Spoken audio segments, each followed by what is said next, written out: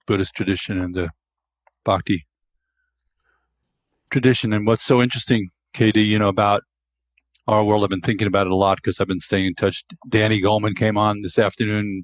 We had the science of meditation. He sat in, kind of, so to speak. And I spoke to Marcella and Alberto earlier. And, we have friends all over the world who are doing, different kinds of spiritual practice from all over the world. And they're all coming together. Danny and I went to India together. He said that, and he was talking about his background and that Neem Karoli Baba was one of the first serious spiritual influences on it. Sure. So we've been, and then we bumped into each other probably in the 70s, but didn't know it. It was like split screen, like parallel universes. So you were at Naropa Institute that year that Ram Dass was there, right? Sure. Yeah. And then also we swap. I'm a Buddhist guy hanging out in the Bhakti world playing, and you come to a lot of the Buddhist teachings, and you have a lot of a Buddhist influence in your teaching stream. So it's kind of all these things have blended together in interesting ways, but it's still interesting to kind of delineate some of the, especially for newer people coming in, just what the different traditions are, so they have some clarity about the different traditions. Don't mush it all together. So I thought we could talk a little bit about the guru aspect, because that's a really interesting topic when you speak with people from a Hindu tradition and a Buddhist tradition. And just to frame this with our group, our teacher trainer group, and we'll be reviewing it tomorrow. We talked about the three yanas of the way Tibetan Buddhism is structured. Is that there's three different levels of teachers. They're not every teacher is the same kind of presentation. And at the sort of Hinayana level, that the teacher is a preceptor or an elder. The Mahayana level is they're a spiritual friend or a mentor. And only in Tantra, Buddhist Tantra, is they even use the word guru. So then Tantric Buddhism and Hinduism have more in common in some ways than Tantric Buddhism does with Hinayana Buddhism. Oh, yeah, sure. So we share probably, a primary relationship with our teacher as a kind of source of pith, core essence of what we're doing in our lives. And that's not necessarily the case in the lower yanas. A teacher could just be somebody who knows a little bit and can kind of show you the way. So what I wanted to ask you tonight was, is there an equivalent in your tradition of a teacher further down the road who could be just an elder or a mentor or a spiritual friend? Is that part of the tradition too? You mean in what context? You mean like? Well, for example, like Maharaji is your guru, right? Yeah. And many of the people coming along now, they have never met him. Yeah. Yeah. So it's still possible they connect with him as the guru energy and the guru principle, but they can't go ask him whether they should, change their job or go marry this one or that one, or, they could ask you. God forbid.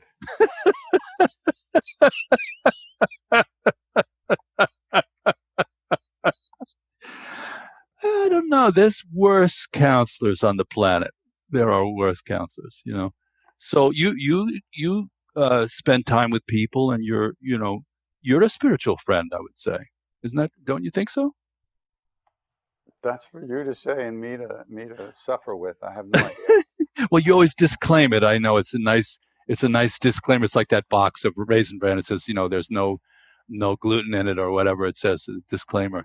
And you always say you're not a teacher, but you are a mentor to a lot of people, Katie. Yeah. I mean, I don't want to make too big a deal out of it and make you all uptight or whatever, but. Oh, it's okay. It goes through like Chinese food. It's okay. Can you even get Chinese food now? No. That's why never mind. Yeah. So, yeah, we've been doing this stuff for a long time. Yeah. And it rubs off on you, I mean, yeah. You're just around these teachings, you're around these incredible beings, you read these books. I mean, there's so much that you just absorb that comes in under the radar. And then the practice is, I always see it as a ripening practice. I really don't consider that I've ever been able to learn anything in terms of philosophy or understanding how things work. I can barely tell Brahma from Vishnu or Shiva, I tell you. And I've been in India my whole fucking life. But there's a ripening that goes on underneath the radar. And what changes is the way you live in your own being. But you don't get to do a trip about that. You don't get to do because it's the evaluator, the judgmental mind that's thinning out and going away. So you don't spend so much time in negative states of mind.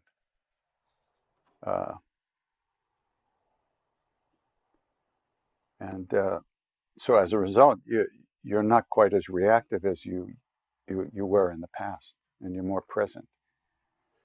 You mean just as a result of chanting, doing the practice, chanting? Well, it's not just the chanting, it's the way you see yourself. In other words, you talked about the guru, so there's two ways to go, One is the path of wisdom, the path of understanding, and the path of that you're going to do this, you're doing this, and these are your techniques, and this is your practice. The other way is the path of, you could say, devotion or surrender. So my job is to let go. My job is not to understand. I don't care if I understand or not. I want to be able to continually let go of whatever limitations I might feel, or whatever negative emotions might be pushing me around. And at the same time, you start to be even let go of thinking about yourself as the doer. That's a different aspect of practice than this other way. Of course, everything leads to the same place, but it's a question of how you go through your day. So, but, so one day Maharaji grabbed my book, my notebook, where I wrote down all these prayers and spiritual stuff, And he was going through it, and he stopped at this one page and he says, "What's this?" And I looked at it, I went, "Oh shit." It was the Song of Mahamudra, right? And I said, "Oh my God, this is, I'm in my Guru's Hanuman temple. What am I going to do?" There it is, yeah. So I said, "Oh, it's Buddhist, So he said, "Translate some." So there was an Indian guy there, and he translated a few verses. And Maharaji goes, "Teak, correct, very good." And I went, "What? Really?" He kept going through the book. He came across a little picture of him that I had between the pages of the book. He says, "Yeah, who's this?" I said, "Maharaji, it's you." "Nay, Buddha." So many of us who were with him have done so much Buddhist practice over the years. It's amazing, really. Well, and we're in this very active dialogue. Like some of you have been to the Maui retreats, which unfortunately we would have had the first one post Ramdas, and that it got probably postponed for quite a while. Who knows how long, but we'll see. Yeah. But before that, we were going there. How long had you been going there? Like about 15 years, 12 years, something like that? No, not so long. No, 10? Final offer. Well, maybe close to 10 years. There were some smaller ones first, and then we moved over to the bigger place. Yeah. And there was always, you doing yours, Ramdas teaching his way. And then they would always invite Buddhist teachers like Joan Halifax and Jack Kornfield. And it was Thurman. Bob Thurman, Sharon Salzberg. Sure. And it was so, one of the things, I'm going to cry if I think about this, because we're not going to get to go there right now. So that's something I look forward to every single year, and we were going twice a year. But it's a very peaceful, very harmonious group. I mean, a bunch of old crotchety people in the first place, but considering that, But a when you're lot. crotchety together, it's kind of a Yeah, lovely group thing. crotchet, Group Davy crotchety. Crotchet. Yeah. So, there was a certain feeling of like living in a world in a way you thought this is really what it's supposed to be like. People have different points of view and whatever, and you talk about it and you practice, and then everybody comes together. So I think we have to, somehow figure out how to carry that. We have to somehow carry that We'll on. see. I think, yeah, that umbrella. We'll see. Yeah. So the guru is, maybe if you could say for people who don't, let's say, know about that form, what that is, even like A a real Western. guru Yeah. is different than a teacher. Is Okay. different than just about anything you can imagine. Because a real guru doesn't want anything, only exists for one reason, which is out of compassion for those of us who don't know what the hell's going on. They don't manipulate. They don't need you. The real gurus don't even need to see you physically. If you do happen to meet your guru in a body, it's because you needed that at that time. If you don't need it, it doesn't happen because it's not the best thing for you. The real guru, and even in Tibetan practice, the first thing you do in order to qualify for the so-called higher teachings, you have to merge your mind with the mind of the guru, the heart, with the heart of the guru. There has to be a merging. And through that merging, you finally point in the right direction. You're pointed in the right direction. And from that point on, other teachings can come to you. But without merging the mind and heart with the mind and heart of the guru, we really are not alive yet, actually. We're not awake. Our hearts aren't really moving in the right direction. So if you had to give a definition of the word, because it's not, an English word, how, and you were trying to explain it to, let's say, somebody who didn't really have background to understand the concept, is there another word you would use? Are there other words you would use to kind of communicate what it is? All I can say is that, the fantasy, well, how we imagine what it'll be like when we fall in love forever. And we'll always be in that love, and it'll always feel just the way we want it to feel. That's the guru. That's the guru.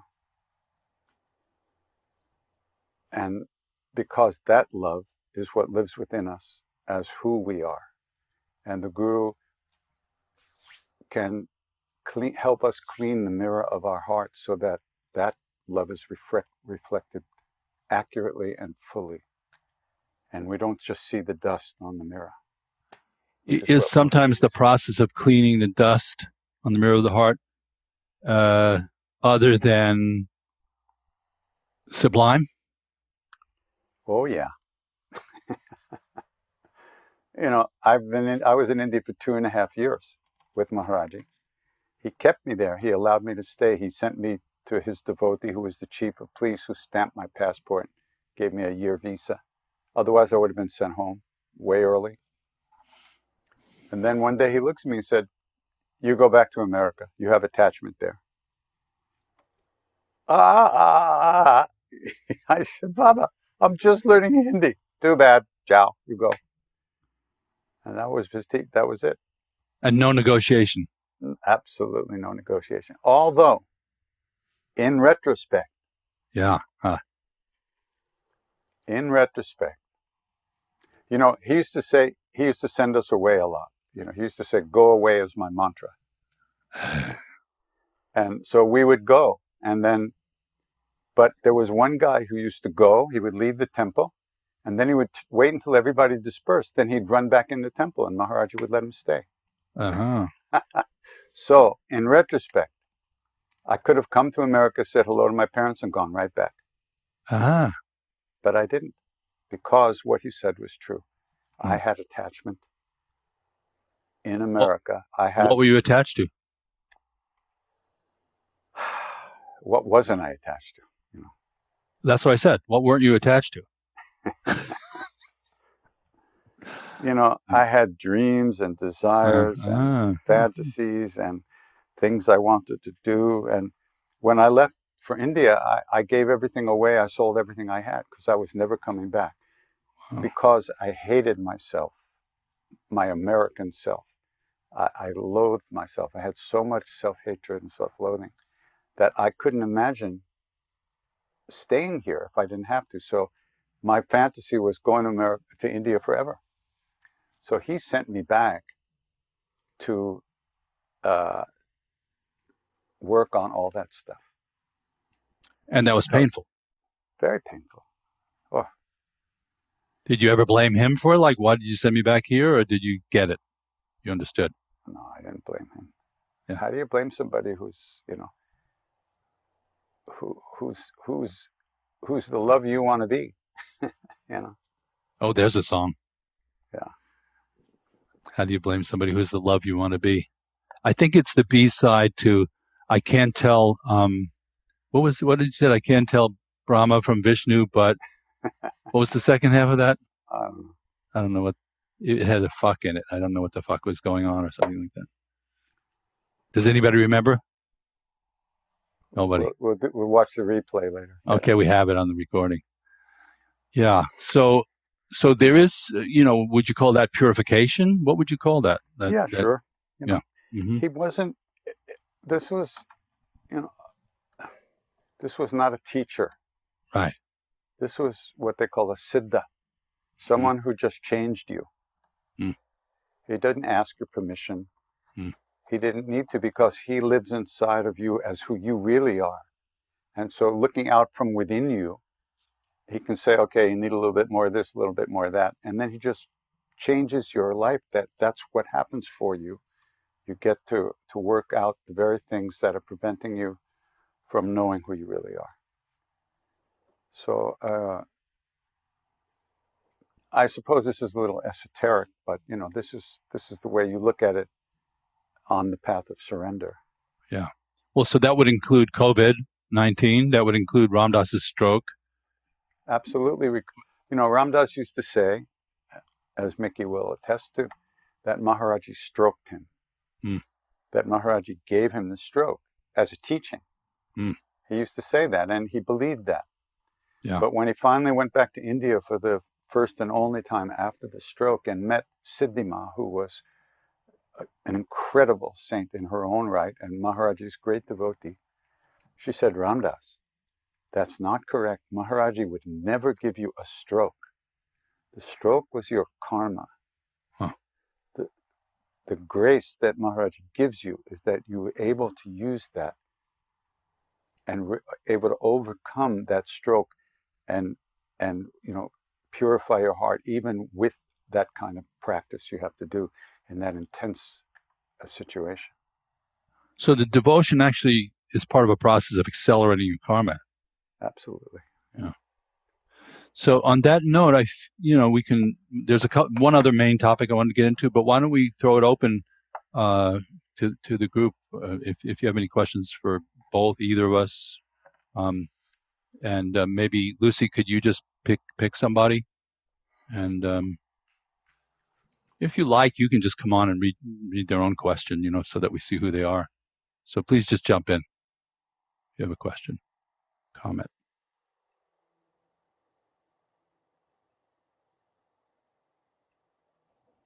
Maybe that wasn't clear. Just turn on your mic and start talking and go for it. Michael? Yeah, I have a question. I've thought a lot about this and wondered about the connections or differences between Hinduism and Buddhism, and if they're even relevant or significant to the two of you. Yeah. So, and just that's maybe everybody can say who they are too first, but that's Michael Chipman, who works at Samarasa, but is a wonderful singer, Katie, just to put that in context. And he's one of the meditation teachers that was trained. So, but he's really got a beautiful voice. Uh-huh. Yeah. You know, yeah. So what was the question again? Repeat it. Hinduism and Buddhism, similarities, differences. Right, Michael? Is that right?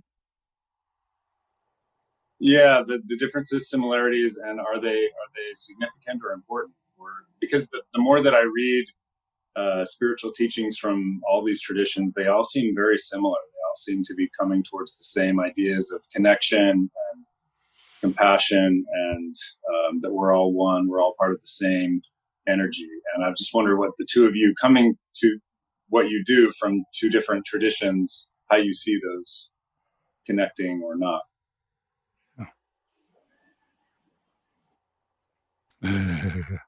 Well, Maharaj used to go like this, and like this. So we always wondered what we were getting busted for, something we had done, because he knew everything. Something we had done, something we were gonna do, or something we're thinking about doing, So we said, Maharaj, what does that mean when you do that? And he went,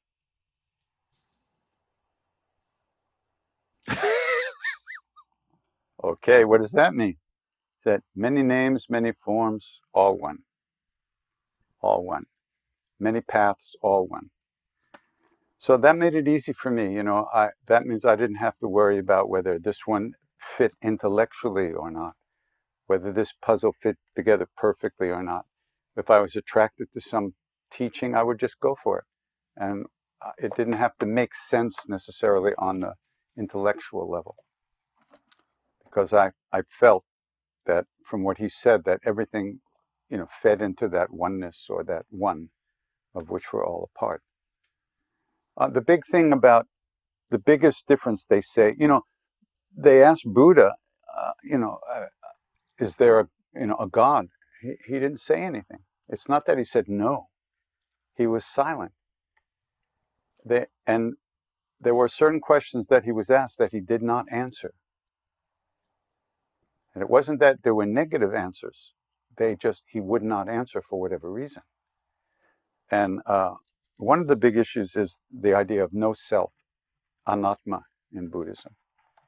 But I feel, and I could be wrong, that this is really just a question of how you define self. Because even from the Hindu side, the so-called Hindu side,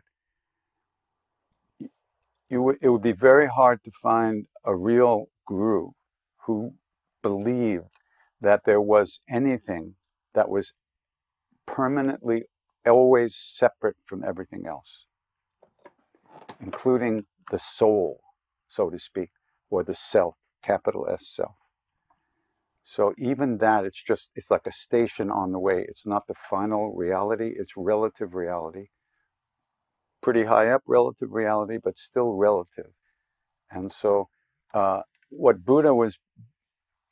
his teachings came out of in the culture of the time, they were very revolutionary, because at that time the Brahmins or the priestly class were controlling everything, and the belief was you couldn't find liberation unless you got, you paid the Brahmins money to do pujas for you and prayers. So he was leading a revolution against that. So he was trying to give people back their power and take it away from the priestly class. So, which is what Jesus did too, right, Katie? That's really what Jesus did. Lord. Yeah. Yeah. It's funny when you talk about this. I just looked back. Katie and I text each other pretty regularly, and it can range, as I said, in topics. So I just thought, well, what have we sent back and forth in the last week? And he sent me a video of Morhe Uyeshipa, who's the founder of Aikido. Right. Okay. And then he sent me this video, which is an African guitar player. And then he sent me this picture, which is the 16th Karmapa, one of the greatest Buddhist masters of the 20th century. And then he sent me this picture, which is Mingyur Rinpoche, who we've talked about this afternoon. He's the wonderful Tibetan Lama who went on a 3-year retreat by leaving his monastery behind, 4 years, and wandered throughout India and other places, and who's very actively teaching now. And then, and this is where, Michael, this is one I'm really thinking of for you. This is one of the head of the Nyingma school of Tibetan Buddhism named Ujam Rinpoche. So these are all, we call them the blues masters. They're like, you can't duplicate this. It's muddy waters. It's Junior Wells. It's the people, you can't make this, you cannot recreate the causes and conditions that caused these people to manifest the way they did. We carry on, but they had some. And then he said, well, wait a minute, look at the insignia here. And Michael, I'm thinking of this with you in terms of what's the difference or similarity of this. And it says this. This is Ujam Rinpoche's picture. Ujam Rinpoche's picture. And he says, look at this photo. Then look at your mind. Look at the one who is looking. If you see this, you are the excellent one. That doesn't say Buddhist anywhere in it. So this is a lot of these schools did overlap. They all have esoteric and exoteric. They have the rituals, the outer form, and they have the inner form, and they have what's called the outer, inner, and then secret aspect. So a lot of it's karmic, what you resonate with. It's amazing, even within Buddhism, some people gravitate towards Theravadan Buddhism, insight meditation. Some people love the tantric stuff. Some people just love the Mahayana, the oozing bodhisattva heart. So I think it's good that we're clear about what we're doing. If we have a precise practice, like there's very precise practices that KD's community, they do the Hanuman Chalisa. Everybody does that a fair amount. It has a certain, to me, I resonate with that practice a lot because it has a kind of warrior quality to it, and a Buddhist flavor to me. There's a sadhana practice that I do that has Ganesh in there, which is a Hindu deity. A lot of the Buddhist deities were sort of taken from Hindu deities. We borrowed Garuda, we borrowed Ganesh, so Hanuman's in the Kala Chakra. Yeah, so there's a lot of crossover, but at the same time, when you are following a tradition, I believe you should have some real deep knowledge of that tradition that you're doing, so that it does. You're digging a well, but it doesn't mean that the other wells aren't as deep. But if you dig a lot of little wells, we say, just you keep trying this and trying that. Maybe you just keep refashioning the world after your own image in a way. Maybe the water's only an inch deep. Well, didn't you try to drown in? What was that story? You tried to drown in an inch deep water? Never mind. Okay. All right. Anybody else? I got a question here, Parker Simon. I've been a touring musician for years, and more recently been working as a production manager on the venue side of things. And I'm curious how really both of you deal with just kind of the handling of money, settlement, and how you do that on a physical level and the spiritual level too, and how that mingles. Because I've been on all sides of those deals where it's, I'm just curious about that. It's sure. It feels a lot of times it feels smooth, sometimes it feels kind of dirty. And to take money for playing, you mean? In certain situations, maybe, or if you feel like you're not getting what you deserve, it can bring up really intense emotions and can ruin relationships. And I'm just curious. Well, Parker, first of all, you definitely need to read the book. It's all about that. It's all about, well, wait a minute, is that part of the world somehow separate from the other parts? In my world, it's the same principles continue to apply, which is integrity, skills that you need, in particular areas. But I've talked to KD about this the last time we talked in New York. KD runs a very clean and good business. And it's, it would be funny if we got up there and went it's all one. It's like, oh, I forgot that, you check out of the hotel room, you go their credit card bounced or something like that. But it's all one. Use his credit card, So they do practice, and the Ram Dass retreats, they have integrity about that aspect of the world. So you don't get into any trouble at all about it. It's clean. It's, people are respected for their time and effort. There are a lot of volunteers, but they're there because they're doing seva. They want to participate in some way. So, yeah, for me, just to short circuit that, business is fine. It's just greed that's not great, and cheating's not good, and lying's not good. But business is fine. In fact, people should be good at business. And if they're doing it, why not be good at it? So, KD, you want to say anything about that part? Well, as far as money, yeah, money. It slips through my fingers so fast I can't even, But I was struck by what you said. As a touring musician, the feelings you expressed to us. If you took your life as your teaching, then when those feelings of unjust rewards to yourself and not getting enough of this, if you took your life as your teaching or as your guru, then you would be able to work with those feelings more successfully and more usefully. But because you feel a victim and you feel entitled to that victimization, you keep doing it to yourself. So that brings a lot of negativity and a lot of tension, a lot of anger, all that stuff. It's not really coming from the situation in the moment. You're bringing it to the moment. And you're allowing yourself to be hurt by that. And whereas really, you could turn it around and go, oh, wow, how wonderful these bastards are who are ripping me off. They show me what an asshole I am, thank you, But to really feel that, it's intense, So, so like David said, the light it's everywhere, You have to allow it to come in, which means you have to look at yourself. And as far as the way we do it, we'd never, until very recently, when we never have contracts, we never ask for advances or anything like that. We always share the gate. And because I feel if people don't come, why should the organizer suffer, right? And the other thing, because of the nature of what I do and the way it happened, it's all by invitation. For me, I could sing 3 times a day in a different place for the rest of my life, because of the invitations, because that first CD I made went viral all around the world. So because it's invitation, we're invited to come, we go, we split the proceeds in a way that works for everybody. Only been ripped off twice in 25 years, Both of those people are still alive, but yeah, so I figure it's not a bad record, Maybe we could have a couple more questions and then do one more kirtan. Yeah, we have Teresa, who's one of our teacher trainees. Hi there.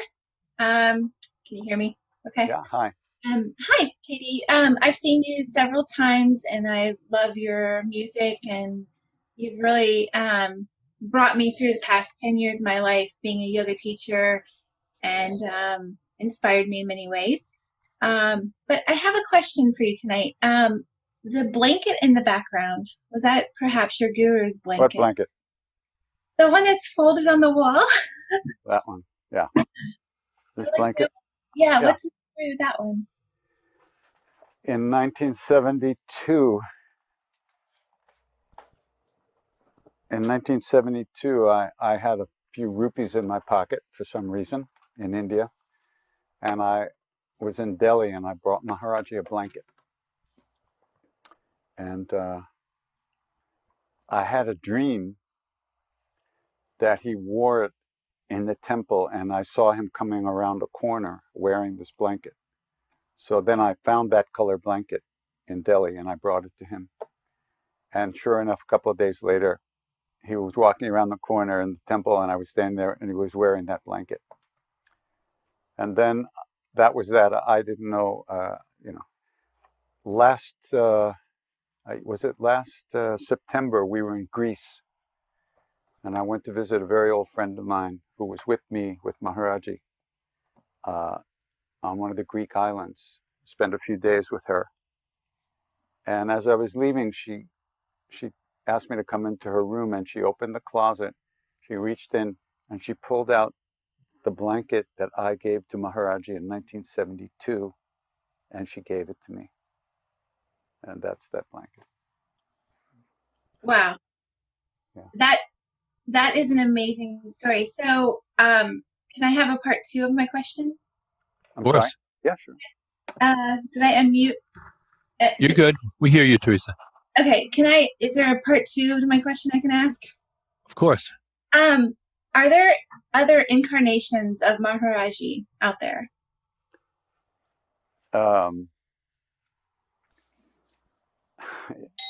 You're getting into deep water here. I'm not sure that, how to put this. It's very probable that the body that we saw burnt after he supposedly left it wasn't his only body in the first place. So that's one answer.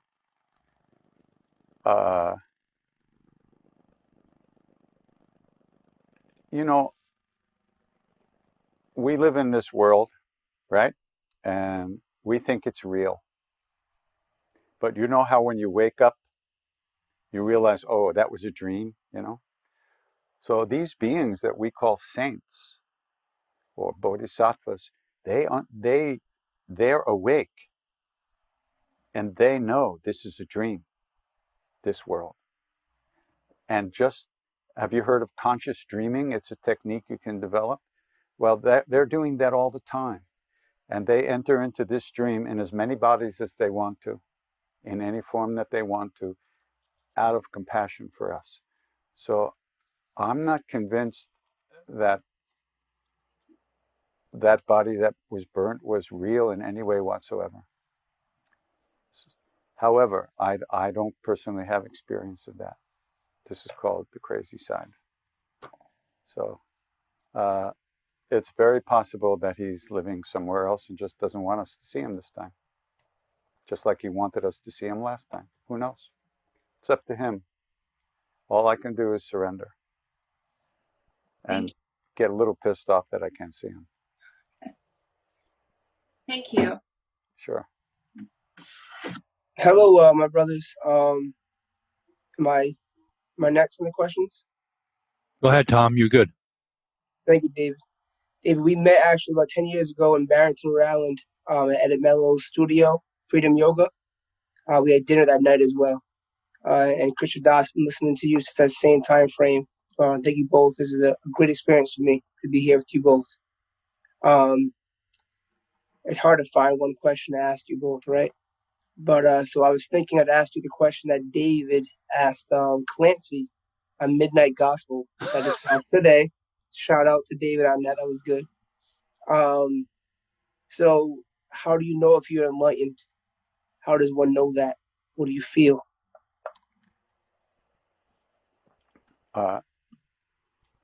When you put your pants on, they're in the right direction.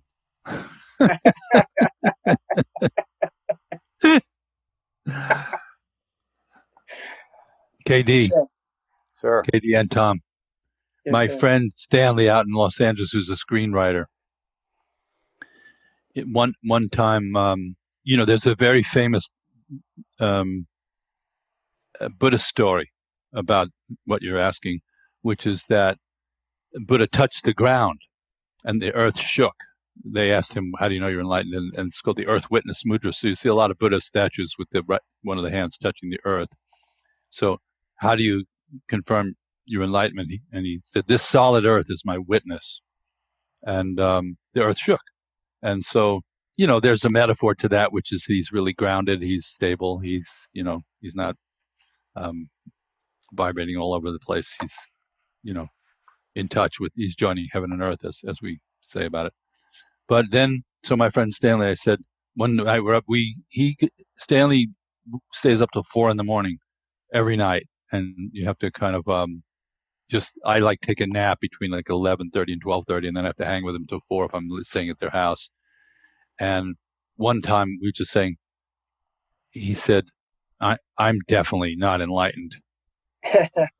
And I said, well, Stanley, how do you actually know you're not enlightened? And he said, this solid earth is my witness. Okay. So yeah, it works. what's that song? It cuts both ways, you know? Yeah. Yeah.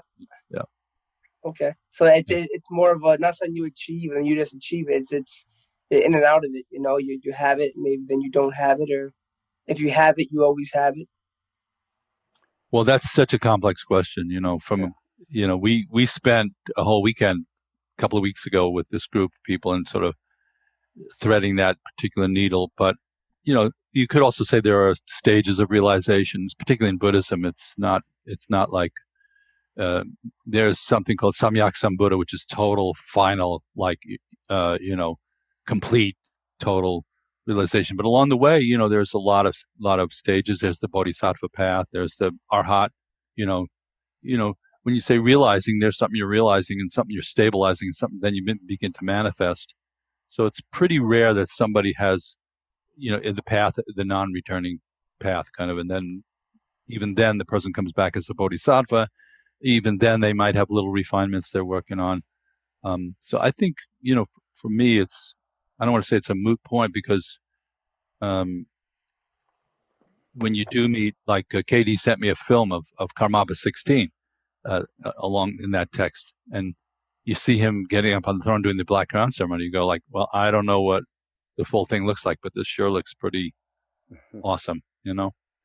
So, but are you practicing, Tom? Yeah, absolutely.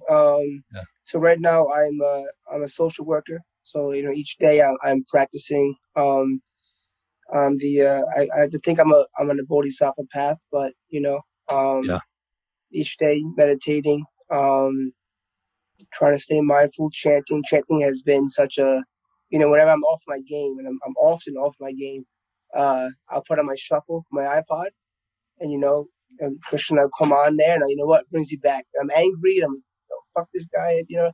All of a sudden, Shambo, and I'm like, all right, that's good, you know. So you know, you get back into it, and then I have So David, your first album, comes up as well.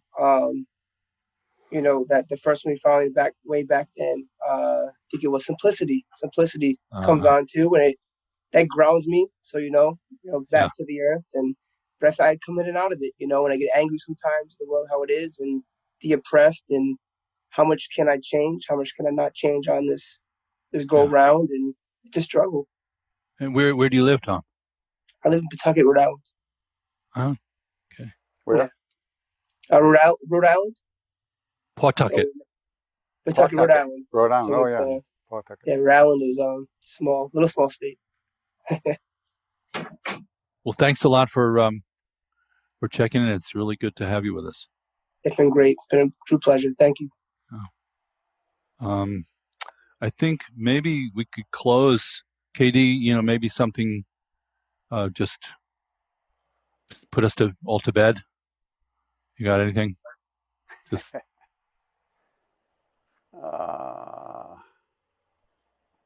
Baba Hanuman.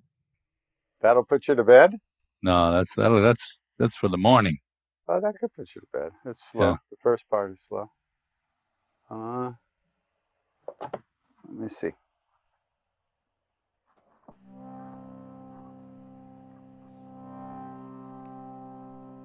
We'll let Mama put you to bed.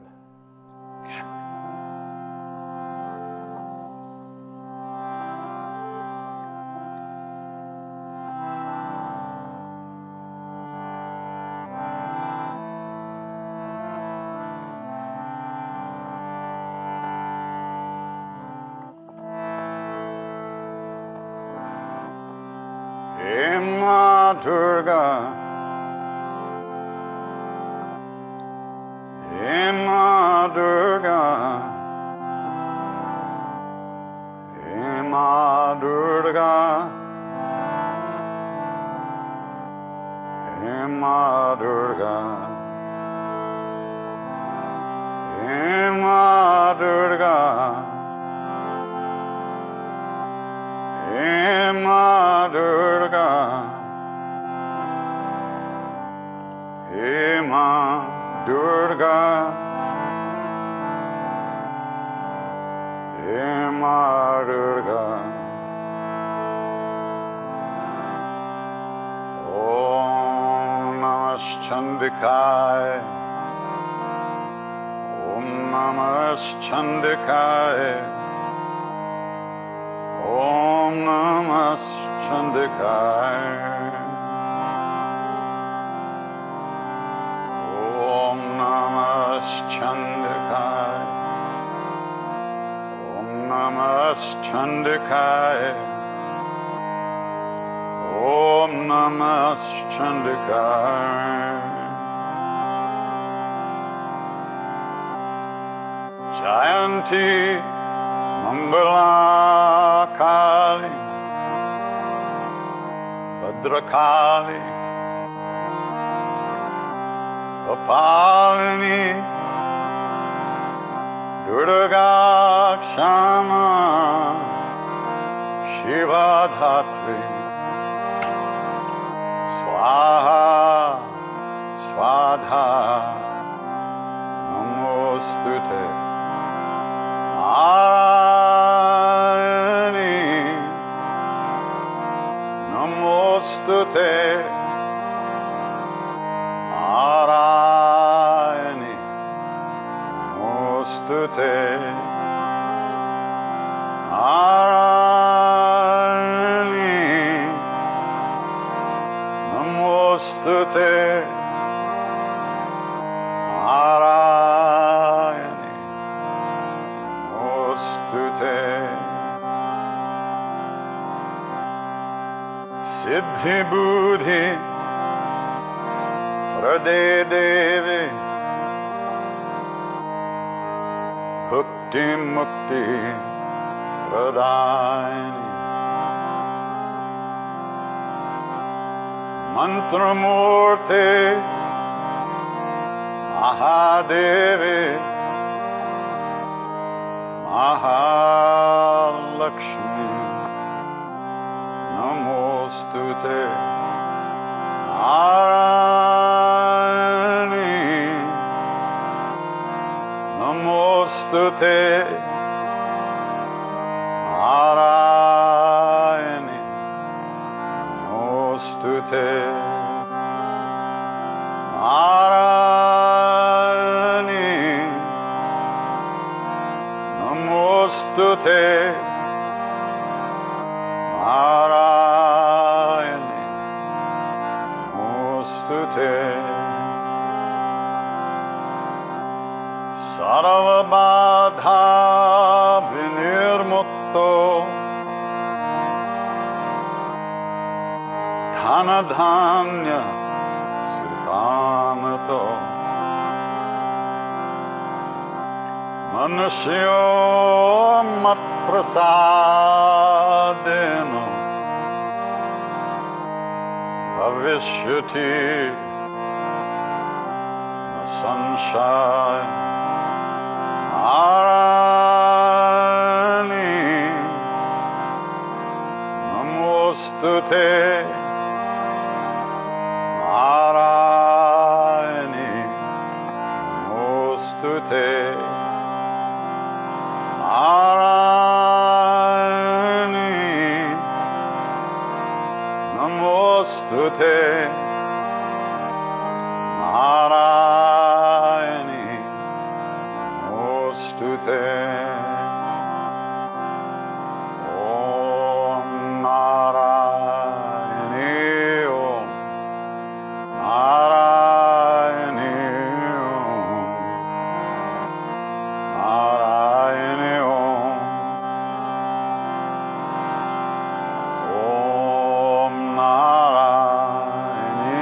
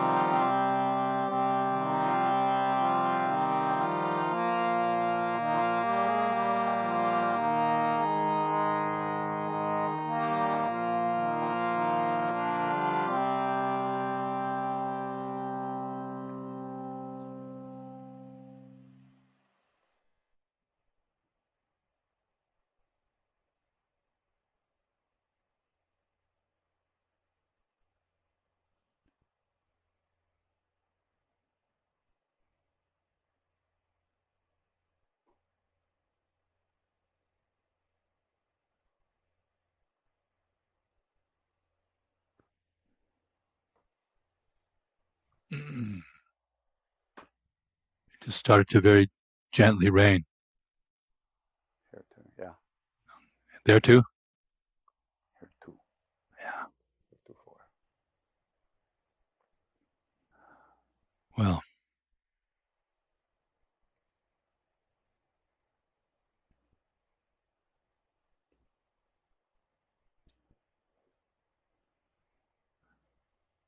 I'm so glad we could gather like this tonight. It's very special. We're kind of doing some extra heavy lifting to be able to communicate and commune together. So I'm glad everybody's making the effort. That's much, very appreciated.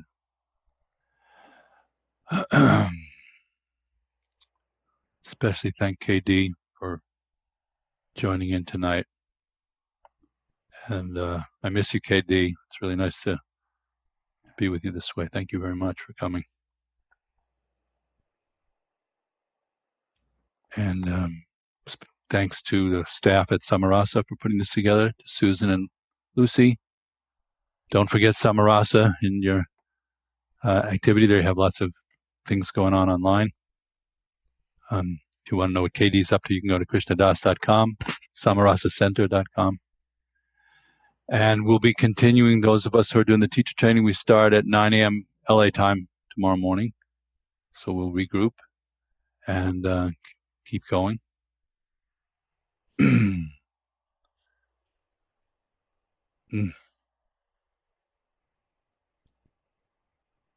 broken heart keeps beating just the same.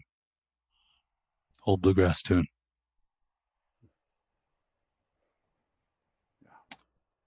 So, okay. And Anna, thank you for helping out with the audio too. Okay, everybody. Till soon. Nighty night.